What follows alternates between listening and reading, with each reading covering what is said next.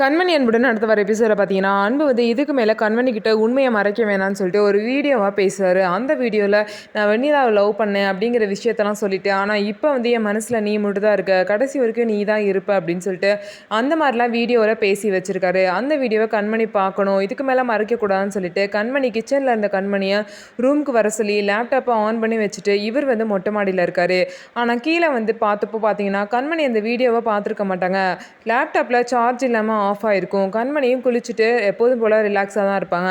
இதுக்கப்புறம் ஆஃபீஸ் கிளம்பி அன்பு போயிடுவார். ஸோ ஆஃபீஸ்க்கு வர கண்மணிக்கிட்டையாவது உண்மையை சொல்லிடுறோம் அப்படின்னு சொல்லிட்டு பார்த்தீங்கன்னா கண்மணி வந்து பார்த்தீங்கன்னா அன்புக்கு சாப்பாடு எடுத்துகிட்டு வருவாங்க.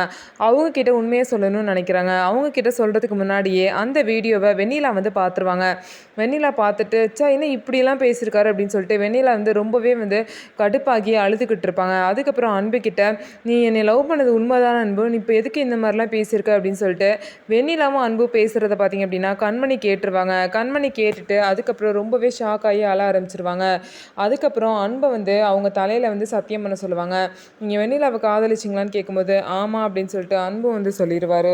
ஸோ இதுக்கப்புறம் என்ன நடக்க போகுது, கண்மணி வந்து திரும்ப அன்போட லைஃப்பில் இருப்பாங்களா இருக்க மாட்டாங்களா அப்படின்னு சொல்லிட்டு வெயிட் பண்ணி பார்ப்போம். நம்ம வீடியோ உங்களுக்கு பிடிச்சிருந்தா நம்ம வீடியோவை லைக் பண்ணிக்கோங்க. மறக்காமல் நம்மளோட சேனலை சப்ஸ்கிரைப் பண்ணிவிட்டு பாருங்கள்.